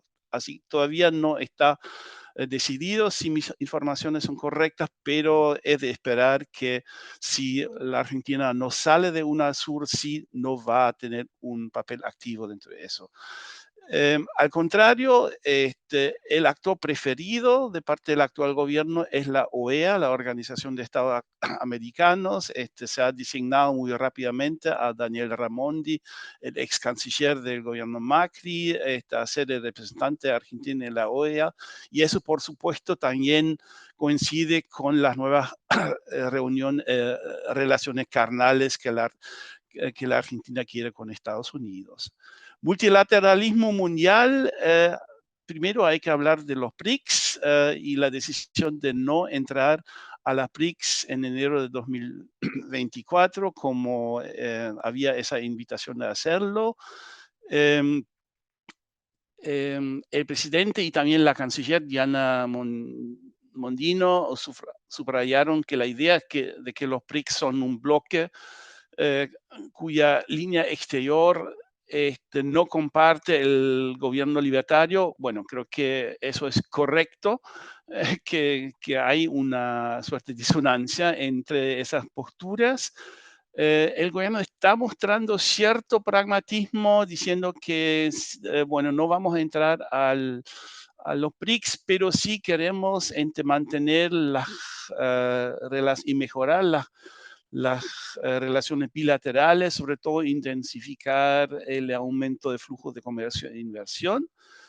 Pero, por supuesto, esa decisión de no integrarse a los BRICS muestra un giro geopolítico fundamental del gobierno Milei, que rechaza la cercanía geopolítica con China y con Rusia y que también muestra una estrategia de rechazo de posicionarse como parte del llamado sur global. Bueno, ya he hablado un poco de Davos, ahí Milei ha sido muy dogmático y si bien comparto lo que dijo Alejandro de que Milei ha leído muchos libros, si vemos lo que ha dicho en Davos, creo que debería leer un par de libros que también se basan en análisis empíricos, porque ese análisis teórico que hizo es en parte tan ridículo que no tiene nada que ver con la realidad ni del capitalismo desde el año 1800 ni con muchas otras cosas. Y sabemos, hay análisis profundos y súper interesantes también sobre errores que la Argentina en el curso de los últimos 50 años en materia económica, por ejemplo, ha cometido, pero esos libros a mí me parece que Milei no los conoce. No voy a insistir más en lo de Davos porque se ha hablado ya bastante de eso. Relaciones bilaterales, bueno, Estados Unidos, como ya dije, se quieren unas nuevas relaciones carnales de alguna manera con Estados Unidos. Hasta ahora se puede ver cierto aumento de esas relaciones con Estados Unidos, pero no tanto porque el presidente Biden no es muy proclive tampoco a relacionarse con Milei por el apoyo explícito que recibió Trump, pero por supuesto eso puede cambiar durante este año. Brasil, el vecino más importante de la Argentina, durante la campaña una postura muy agresiva frente al gobierno de Lula, la invitación de Bolsonaro a la investidura. Mientras tanto, veo un poco más de pragmatismo, también, bueno, primero la designación de Daniel Scioli como embajador, la invitación de Lula a la asunción presidencial, si bien no ha sido aceptada, pero por lo menos hubo la invitación. Y últimamente he escuchado una frase como vamos a continuar teniendo una relación adulta de parte de Milei. Vamos a ver, pero no va a ser fácil, ¿no? Hasta ahora Brasil también ha mostrado una postura pragmática, no tratando de meterle más aceite al fuego, porque esa relación bilateral es muy importante para América Latina y por supuesto también para los dos países. China, el presidente no quiere que China construya centrales nucleares en la provincia de Buenos Aires y quiere aportar fondos nacionales para las represas hidroeléctricas de Santa Cruz ni comprar aviones chinos para la Fuerza Aérea. Así que de cierta manera se está debilitando la participación en la ruta de seda.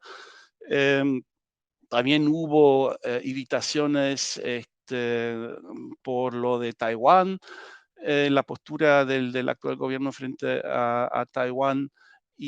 Pero también en eso últimamente mi impresión es de que se invitó al embajador chino a una conversación con el presidente y así que con la canciller. Y así que a mí me parece que a pesar de la postura ideológica se está buscando cierto pragmatismo.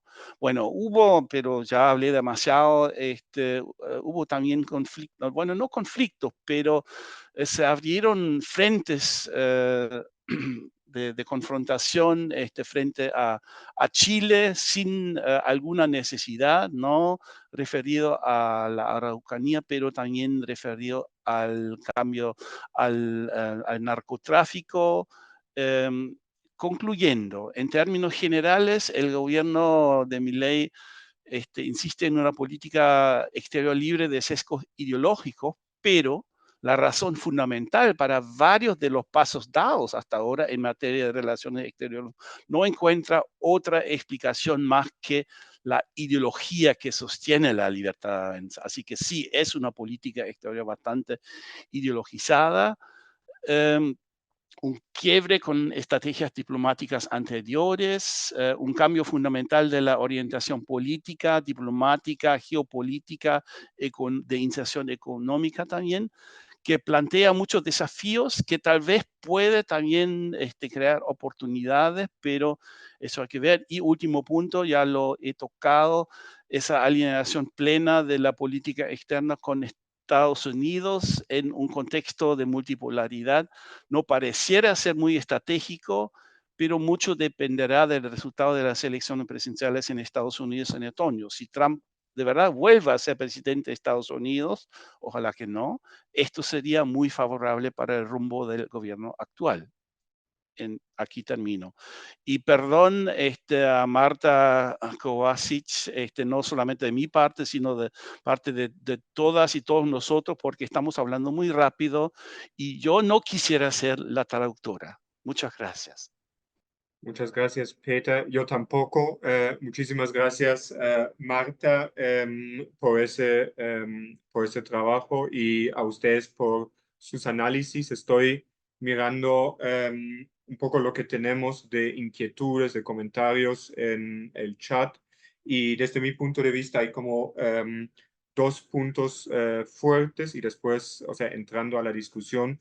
Por un lado, hay como diferentes personas que dicen, bueno, pero lo que también se ha dicho, pero seguramente se podría decir más sobre eso, la necesidad de entender el fenómeno de Milei. Y entonces, incluso también Peter habló de eso hace poco, diciendo que, bueno, hay que hacer una autocrítica, ¿no? Eso, por ejemplo, por parte de Graciela, si no estoy mal, habló de falta de reforma agraria, falta de política de industrialización y también argumenta en dirección de una política o una democracia más desde abajo, digamos, esos puntos. Otros también mencionaron que falta, digamos, entender, falta analizar los puntos que han hecho o que han hecho posible la victoria de Milei en las presidenciales. Bueno, no necesariamente, ahí no siempre para mí fue tan fácil entender qué exactamente fue ahí el punto que podríamos, digamos, añadir en el debate. Otra discusión, o sea, eso como un primer punto que quisiera poner para el debate. Un segundo punto es algo que faltó y hay que decir que sí, algunos de ustedes vieron quizá una ficha anterior donde estuvo Natalia Barrio Nuevo de la Universidad de la Patagonia, San Juan Bosco, en Comodoro Rivadavia. Lo que faltó, lo que no hemos hablado es el tema de recursos naturales, sabiendo que hay como muchos, no desde ayer, desde mucho tiempo ya, discusiones sobre extractivismo, sobre el modelo de desarrollo basado en la extracción y exportación de recursos naturales, pero también otros mencionaron, creo que el tema del cambio climático, digamos, la postura bastante negacionista en cuanto al cambio climático. Yo quisiera ahí añadir algo que fue como una de las noticias de los últimos días, porque uno de los planes del gobierno también consistió en la privatización de la petrolera nacional, YPF. Según lo que yo entiendo, pero como las cosas cambian a veces rápido, es que el gobierno, digamos, en ese momento dijo que, bueno, eso no lo vamos a hacer. Creo, quizá también analizando, porque justamente ahí no, sabiendo que YPF, digamos, es una institución muy, digamos, bueno, muy importante en Argentina, también con sindicatos muy fuertes, por supuesto. O sea, eso quizá como un segundo punto. Y un tercer punto que sería más, bueno, que yo quisiera plantear, quizá hacia PETA, pero quizá también hacia otros.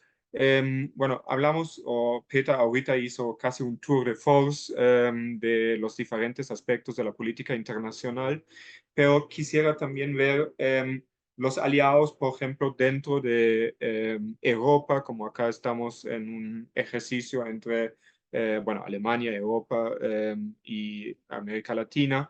¿Cuáles son acá, digamos, posturas, o sea, cuáles son quizá partidos que están cercanos? ¿Hay esos acercamientos hacia la extrema derecha, por ejemplo, alemana? Sería como otra pregunta. Y miro si... bueno, hay como otro comentario que dice que, bueno, básicamente va en la línea de la importancia de la calle, de la movilización de la calle para, digamos, frenar diferentes puntos que ponen en riesgo la democracia. Eso, sí, por lo menos mi resumen, que por supuesto siempre puede ser bastante sesgado, de lo que yo vi en el chat. y no sé si quién se anima a tomar uno o dos de esos. No sé quién fue primero, o Peter o Alejandro. Peter, ok. Bueno, Peter, por favor. A ver si el micrófono también.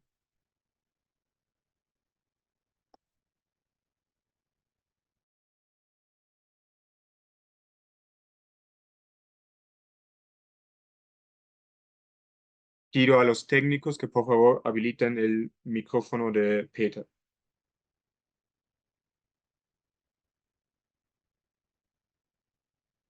Ahora sí.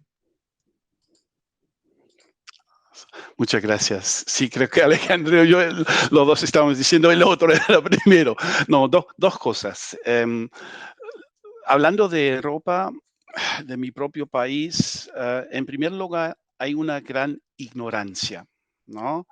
No se sabe mucho sobre lo que está pasando en Argentina, no se sabe mucho de las causas de la victoria electoral. Entonces, hay quienes lo ven simplemente como un presidente liberal que quiere así desregular, que quiere abrir las fronteras y lo ven, sobre todo en el empresariado, lo ven como algo positivo, ¿no? Y eso para mí también de cierta manera es la razón por la cual en Davos hubo tanto aplauso para lo que dijo. Y la verdad, yo vi, por ejemplo, acá un análisis del canal de televisión del diario Die Welt, El Mundo, y el redactor en jefe dijo después de lo que dijo Milei, a pesar de todas las pavadas que dijo, no, pero él dijo, por fin alguien le dice al occidente que tiene que defender sus valores y que los empresarios tienen que defender también lo que están haciendo, que son nuestros héroes, y lo aplaudió mucho. Así que hay esa postura. Esa es una cosa que quisiera mencionar. De parte del gobierno de Milei veo una suerte de diplomacia paralela, comenzando de buscar lazos con las ultraderechas en el mundo, no solamente con el gobierno de Trump, sino también con otros aliados.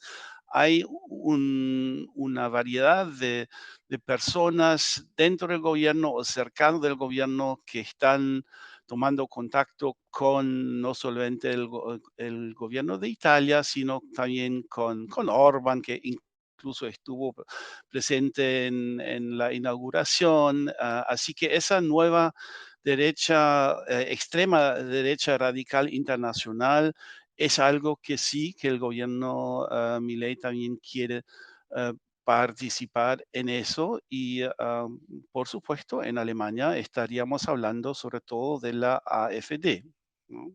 Eso, nada más por el momento. Gracias, Peter. Alejandro.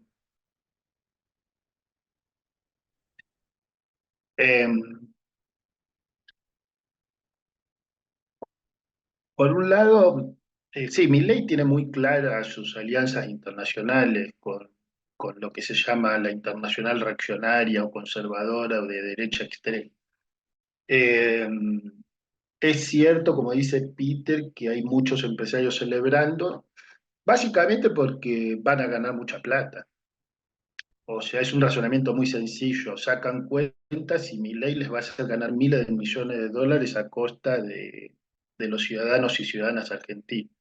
Lo mismo sucedió con Macri, o sea, ahora, el discurso, el de Davos, fuera del empresariado, cayó mal.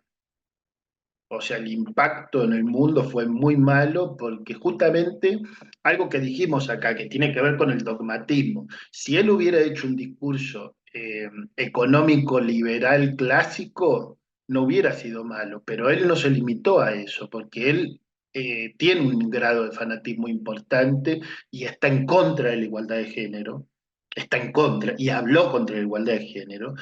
No hay cambio climático, según Milley, y habló sobre eso en Davos, y esas dos cosas, por dar dos ejemplos, cayeron muy mal internacionalmente y tuvieron repercusión en la prensa internacional. Entonces, eh, yo lo que quiero decir es que cuando yo planteo que necesitamos ir viendo los grises y no solo blancos y negros respecto de la situación del incremento del autoritarismo en el gobierno argentino, no es para quitarle gravedad, es para no pensar en función de nuestros deseos o de caracterizaciones políticas un poco trazo grueso y después vemos, porque miren, en 2015 mucha gente cantaba contra Macri diciendo: Macri, vos sos la dictadura. Y eso es como Caperucita y el Lobo, porque Macri 2015 no era la dictadura. Es Villarruel, la vicepresidenta, la que expresa realmente, orgánicamente a la dictadura. Entonces, esa gente perdió credibilidad. Yo creo que los científicos sociales argentinos, los investigadores que tenemos compromiso público, no podemos perder credibilidad. Tenemos que decir las cosas aproximadamente como son y no decir cosas que no están sucediendo. Entonces, a mi juicio hay tres tareas urgentes para ayudar a la Argentina. Una es eh, fortalecer a todos los organismos históricos de derechos humanos en Argentina para que realmente puedan fortalecer y desplegar todo su alerta para evitar cualquier violación a los derechos humanos y que si las hay puedan denunciarse de manera inmediata en la comunidad internacional. Segunda tarea, fortalecer a todas las organizaciones que defienden derechos sociales, económicos, laborales, de las mujeres, de las diversidades, de los grupos, de los pueblos originarios, de las poblaciones afectadas por el cambio climático, etcétera, para que puedan ejercer sus derechos constitucionales y puedan organizarse en contra de los planes que están tanto en el DNU como en la ley ómnibus. Y tercera tarea, buscar la construcción de think tanks o lo que fuera que puedan elaborar, no solo para Argentina, sino, como dijo Stefan, para muchos otros países o para todos los países, programas económicos alternativos. Cuando digo para todos los países me refiero a que hay cosas en el capitalismo global contemporáneo que no pueden ser hechas por gobiernos nacionales, como por ejemplo los procesos de impuestos globales que tiene que haber a la riqueza, a los multimillonarios, a las multinacionales. No pueden ser hechas por gobiernos nacionales porque se van al país de al lado y se organiza la competencia fiscal entre países y pierden los países que ponen impuestos progresivos. Entonces, eso es parte de las grandes discusiones que tenemos para justamente recuperar el término justicia social, que Milei quiere borrar, y ponerlo en el centro del horizonte del mundo por venir. Gracias. Muchísimas gracias, Alejandro, también por poner esos puntos claves, digamos, de una posible, digamos, respuesta también. Victoria, creo que pide, sí. Y también... sí, está reactivado el audio, ¿no? Perfecto. Sí. Sí, simplemente para retomar algunas de las cuestiones, totalmente, creo que Graciela hacía énfasis en la necesidad de ver las cuestiones que fallaron. Creo que hubo un montón de elementos a lo largo de la charla, pero me parece que el discurso de la casta aprendió porque efectivamente hubo una disociación muy fuerte entre los representantes en el sistema político y la realidad de una parte importante de la población que no recibió respuestas, ¿no? Y creo que también el discurso de derechos se debilita enormemente cuando esos derechos no son de todos, sino que hay un nivel de heterogeneidad, de fragmentación y de falta de acceso a una cantidad de cuestiones que se presentan como disponibles para la totalidad y que no lo están, ¿no? Entonces estamos hablando de niveles de pobreza muy altos, estamos hablando de una inflación que es una destructora de relaciones sociales, que no permite planificar, no permite, o sea, destruye la vida en común, la inflación. Realmente es un fenómeno extremadamente disruptivo, no permite la planificación, no permite la cierta perspectiva y destruye el salario, destruye los medios de vida. Por lo tanto, creo que efectivamente hubo una serie de puntualizaciones aquí y Graciela suma además la cuestión de la construcción política, ¿no? Si hay una distancia, hay una imposibilidad por recibir y por, digamos, escuchar, por percibir y por incluir a una serie de sectores que quedan por fuera y que efectivamente no son escuchados. Entonces creo que es muy importante toda esta lectura sobre cómo se llega hasta aquí y no partir únicamente del demonio Milei y de lo que está sucediendo en términos horribles ahora, sino poder entender cuáles son los fenómenos hacia adelante, la falta de proyecto y la falta de una línea de organización, de objetivos programática que permita estructurar un proyecto hacia adelante. Creo que varios lo mencionaron también y acuerdo absolutamente. Y creo en ese sentido que, segundo punto, la cuestión de la dimensión internacional es muy importante. Ayer el paro y la movilización en la Argentina tuvo una resonancia internacional porque creo que lo que está sucediendo en la Argentina no puede ser comprendido por fuera de una dinámica nacional y global. Las manifestaciones en Alemania del otro día tuvieron una enorme repercusión en la Argentina, hubo una difusión como nunca de imágenes de las distintas ciudades y de las manifestaciones antifascistas, porque por supuesto hay una resonancia muy fuerte, y creo que hay una preocupación, digo, así como lo hubo en su momento en Brasil con Bolsonaro, y hay una resonancia actual en el cambio de política de Lula, entonces creo que efectivamente hay una dimensión internacional que es difícil de abordar, y creo que allí el papel de la ofensiva contra el sector científico, tecnológico y académico es importante. Hay un punto en común del avance de la extrema derecha, por supuesto una ofensiva contra el feminismo muy fuerte, pero además una ofensiva muy fuerte contra el sistema científico y académico, contra la educación superior, la universidad, la investigación. Desde mi perspectiva, pensar esta problemática en forma de sector privilegiado y disociada de toda esta otra dinámica social es un error. Creo que hay construido sobre la producción científica y tecnológica una imagen de privilegio o de soberbia o de distancia también respecto de los problemas en muchos sentidos, y creo que no sería bueno profundizar esta mirada. Sí me parece que hay que el papel de la producción científica, la educación, la enseñanza universitaria, son herramientas muy importantes y son además ámbitos en los cuales puede producirse esta articulación internacional. Ayer hubo una articulación internacional sindical de distintos sectores de la clase trabajadora de distintos lugares del mundo y política. Creo que hay una dificultad, esto que decía Alejandro, de poder pensar en algún think tank, en algún colectivo que permita reunir estas cuestiones y pensar en conjunto una serie de dimensiones que no están disociadas, sino que tienen muy fuertes conexiones. Lo mismo diría desde el punto de vista de derechos humanos.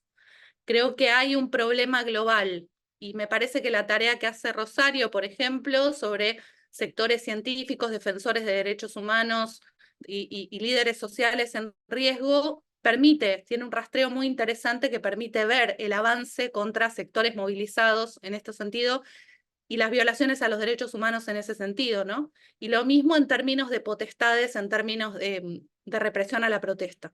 Entonces, me parece que en estos tres puntos, ¿no? Por un lado, totalmente de acuerdo con una mirada crítica que permita ver lo que falló y construir hacia adelante de otro modo.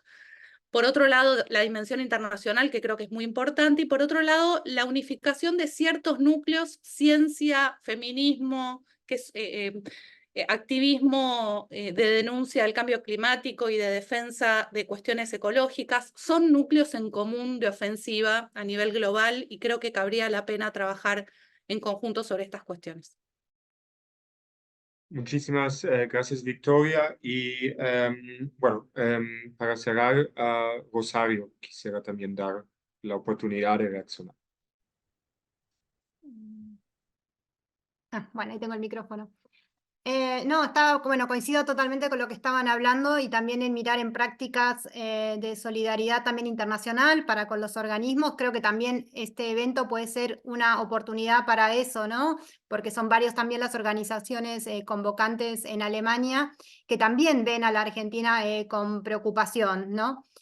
También quería recordar que, de hecho, en Berlín y en varias ciudades, 23 ciudades, también se acompañó el paro de ayer, ¿no? Con distintos tipos de movilizaciones en frente de las embajadas argentinas, y creo que eso también es relevante para darle visibilidad, tal vez desde sectores sociales, ¿no? No tanto tal vez desde a un nivel de organizaciones, pero sí desde sectores que se están movilizando de argentinos también en el extranjero y de latinoamericanos.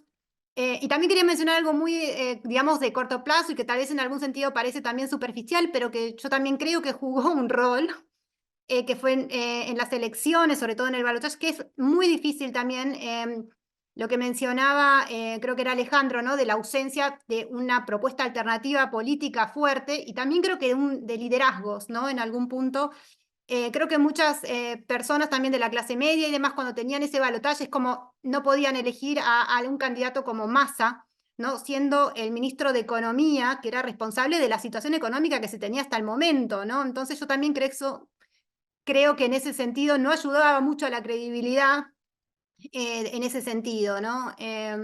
Bueno, no, solamente eso y bueno, muchas gracias a todos también por participar del evento y estar acá. Muchísimas gracias a, bueno, Rosario, Peter, Victoria, Alejandro, a Marta, la traductora, y a todas y todos ustedes que dependiendo donde estén, pero en Alemania ya digamos las 9:00 en otros lugares estamos como ya digamos rumbo al almuerzo tardío quizá. Creo que, o sea, yo no voy a tratar de resumir, pero creo que lo que vimos es que el primer punto que hay que analizar las causas, tanto a nivel nacional, pero también vincularlo con lo que está pasando en el mundo. Digamos que eso no es algo aislado, si bien es cierto que tiene ciertas particularidades, en ese caso de Argentina, pero que no lo vamos a entender si solamente miremos hacia Argentina. Creo que también hacer énfasis en, digamos, los riesgos, los peligros para derechos laborales, sociales, para temas, digamos, bueno, de los derechos de las mujeres, de los pueblos indígenas, el negacionismo, tanto en derechos humanos como relacionado con el cambio climático, y ver que nosotros desde la academia también podemos, que puede ser una respuesta, y creo que lo que dijeron también es importante, digamos, ver hasta qué punto podemos involucrarnos, pero al mismo tiempo analizar, porque al fin y al cabo eso es lo que nosotros podemos hacer. Entonces, nuevamente, muchísimas gracias. Gracias a las organizaciones que hicieron posible ese conversatorio, al CELA de la Unikassel, al Pan para el Mundo, Brot für die Welt, Akademie der Diözese Stuttgart-Rottenburg, especialmente de Weingarten, el Instituto Iberoamericano y bueno, también por parte del Instituto Capaz estamos felices de haber podido estar acá convocando y quizá vimos hoy que no, seguramente vimos que no podíamos abordar todos los temas, pero creo que es una tarea también de seguir reflexionando, seguir haciendo quizá otro tipo de conversatorios para ver qué está pasando y qué podemos también hacer una respuesta que sea, digamos, para fortalecer y defender la democracia y los derechos. Muchísimas gracias entonces, feliz tarde, feliz noche, dependiendo de donde ustedes están en ese momento y hasta pronto.